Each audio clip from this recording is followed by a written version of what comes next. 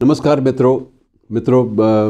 अलग अलग साहित्य की विधाएं हैं, लेकिन कई बार ये होता है कि किसी एक विधा में जो व्यक्ति शिखर तक पहुंच जाए, वहाँ पहुंचने के बाद भी लगता है कि नहीं, ये व्यक्ति अभी और ऊपर जाए और ऊपर जाए। कि लगता यह है कि सातों आसमान रात दिन गर्दिश में है, सात आसमां। वो एक मिर्ज़ा गालिब का मिसरा भी है कि रात दिन गर्दिश में है सात आसमां, हो रहेगा कुछ ना कुछ, घबराएं क्या। तो ये सात आसमान न जाने कब होते हैं, लेकिन हमारे साहित्य की एक विधा विशेष रूप से स्तंभ लेखन की ऐसी है जिसमें बहुत सारे लोगों ने अपने अपने आकाश छुए। अपने अपने आकाश छुए। मैं इसलिए कह रहा हूँ कि सातों आकाशों की तुलना करेंगे तो बहुत लंबा अध्ययन बन जाएगा, बजाय इसके कि उसमें हम वक्त खर्च करें। ये कभी जानकारियाँ फिर से बांट लेंगे। मैं एक ऐसे शख्स के बारे में, एक ऐसे स्तंभकार के बारे में नमन प्रयास करने की चेष्टा कर रहा हूँ, जिसने स्तंभ लेखन की दुनिया में एक नया कीर्तिमान स्थापित किया।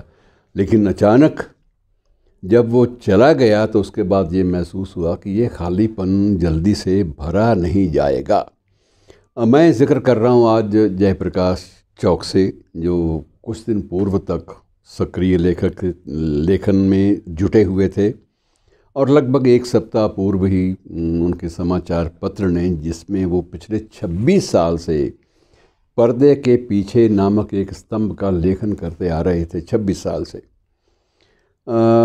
उसमें उन्होंने अपना अंतिम जो लेख है वो भी दिया कि ये इस मेरे स्तंभ का, पर्दे के पीछे का ये अंतिम लेख है, और इसके बाद क्या होगा मैं नहीं जानता।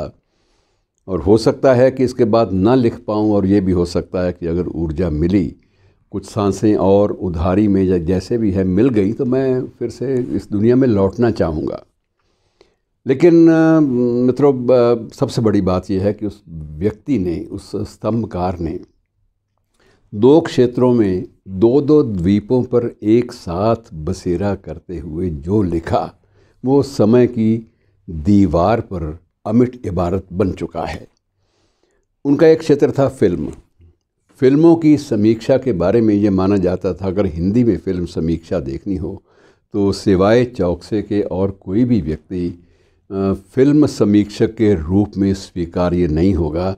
और एक स्तंभ लेखक के तौर पर उन्हें समग्र रूप से देखना हो तो उनका दूसरा द्वीप था साहित्य, लेखन, सामाजिक सरोकार। इस भारतीय उपमहाद्वीप के अलग अलग कोण, अलग अलग जाविये जिसे आप बोलते हैं, इन सब बातों को पूरी तरह से चौकसे, मैं समझता हूँ कि वो चौकसी करते रहे सारे के सारे हितों की।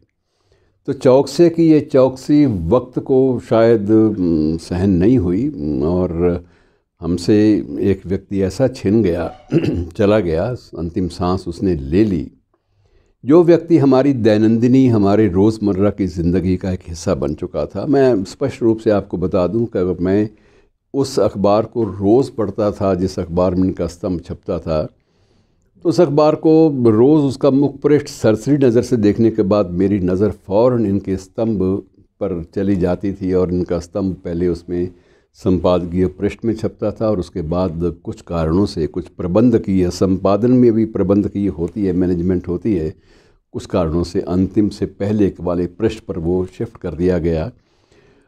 और उसका एक कारण प्रबंधकों ने ये भी बताया कि कई बार ये होता है कि संपादकीय भी लोग गंभीरता से नहीं पढ़ते, कि उनको लगता है कि एक कॉलम पढ़ लिया तो पूरा पृष्ठ पढ़ लिया, और इसलिए हमने अलग से इनके प्रभाव मंडल से अपने संपादकीय के गंभीर चिंतन को बचाए रखने के लिए हमने ये काम भी किया। और मित्रों, अंतिम समय से पहले उन्होंने अपने प्रबंधकों को एक पत्र लिखा, और उस पत्र को यदि ना प्रस्तुत करेंगे, ना दोहराएंगे, तो ये एक बहुत बड़ा, हम लोग एक तथ्य से बिल्कुल अनभिज्ञ रह जाएंगे, अपरिचित रह जाएंगे। और उसमें ये शुरुआत करते हैं कि सांस कब थम जाए कह नहीं सकता। लेकिन मेरा आपसे विनम्र आग्रह है कि निधन के बाद यदि आप मेरे बारे में श्रद्धांजलि लिखवाना चाहें तो कुमार अंबुज, शिवदत्त शुक्ला या उमाशंकर से लिखवा लें। उन लोगों के नाम इन्होंने 3 के नाम दिए श्रद्धांजलि के लेख के लिए भी, जो इनको बड़ी करीब से, बड़ी नज़दीकी एक स्थिति में इनको समझते थे और इनकी बातों की समुचित व्याख्या प्रस्तुत करने में समर्थ थे। और उन्होंने एक आगे पंक्ति जोड़ी है जिसका उल्लेख बहुत ज़रूरी है, इस बात को गौर से सुनिएगा। हालांकि मुझे ये सोचना भी नहीं चाहिए कि मौत के बाद क्या होगा, पर मुझे बहुत पहले पढ़ी गई अमेरिकी शोमैन पीटी बर्नम की आत्मकथा याद आ जाती है। बर्नम ने किस तरह से बोगस तरीके से अपनी आत्मकथा के नाम पर लाखों रुपए कमाए। और बर्नम जब मौत के करीब थे तब उन्होंने मीडिया से आग्रह किया कि उनकी श्रद्धांजलि को एक तयशुदा दिन प्रकाशित करें।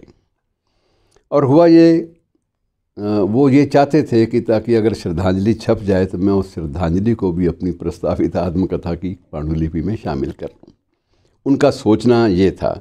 इसी का उल्लेख चौकसे जी करते हैं कि किस तरह बोगस तरीके से उसने आत्मकथा के नाम पर लाखों रुपए कमाए।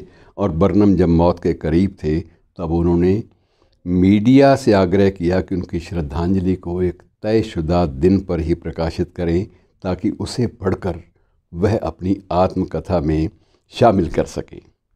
एक लेखकीय चतुराई का मामला है, लेकिन इसमें संवेदनाएं भी बहुत सारी इसमें शामिल हैं।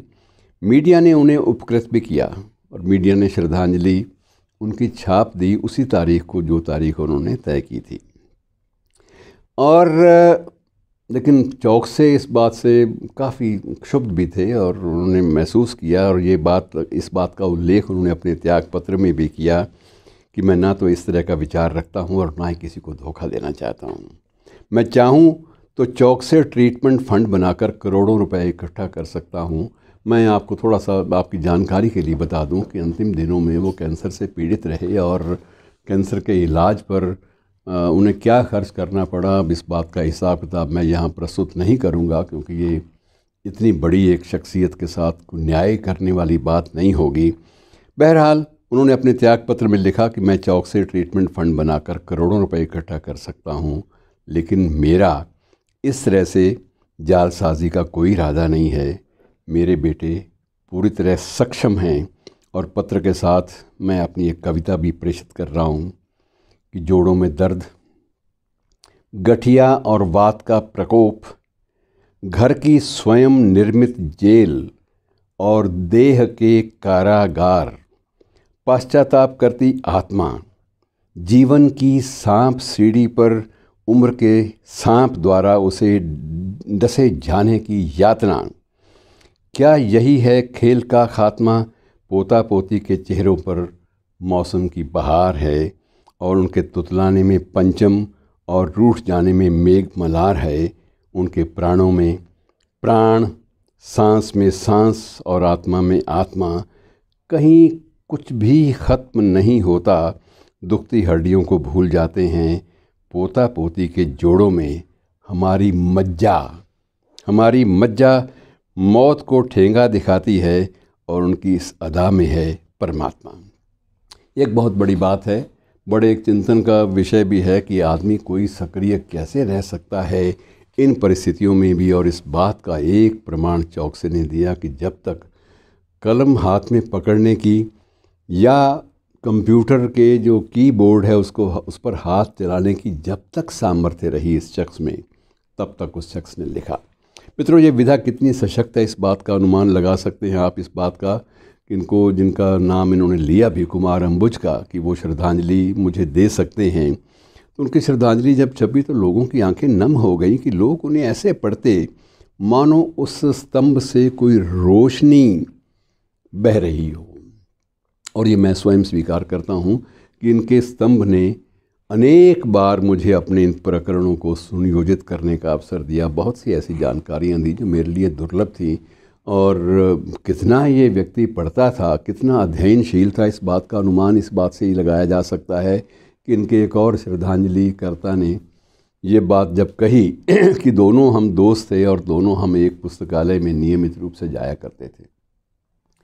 और कुछ दिन पहले उस पुस्तकालय अध्यक्ष ने हाथ जोड़ दिए कि महाराज, आपके लिए पढ़ने के लायक और कोई पुस्तक इस पुस्तकालय में बची ही नहीं, सारी पुस्तकें तो आप पढ़ चुके हैं, अब क्या पढ़ेंगे, और कुछ आएगा तो पढ़ेंगे। मेरे पास कोई पुस्तक ऐसी नहीं आई जो मैं आपको सजेस्ट कर सकूं, सुझाव दे सकूं। तो मित्रों, ऐसे प्रिय, श्रेष्ठ, समर्पित स्तंभकार को नमन आप भी करिए, मैं भी करूंगा। लेकिन इसी बीच में मैं आपकी ओर से भी, अपनी ओर से भी, उसी अखबार समाचार पत्र के प्रबंधकों से ये भी आग्रह करना चाहूँगा कि कभी कभी उनके कुछ चुनिंदा पुराने लेखों को उनका पुनर्पाठ करवाया जाए, उनको पुनर्प्रकाशित किया जाए, ताकि जो आने वाली जो पीढ़ियाँ हैं, जो जल्दबाजी में हैं, बड़ी दौड़ में हैं, गतिशीलता का चरम उनके सिर पे सवार रहता है, वो कभी कभी उन लेखों की छाँव में बैठकर थोड़ी सी राहत महसूस कर सकें। ये मेरा विनम्र आग्रह है और आप भी शायद इस बारे में सहमत होंगे।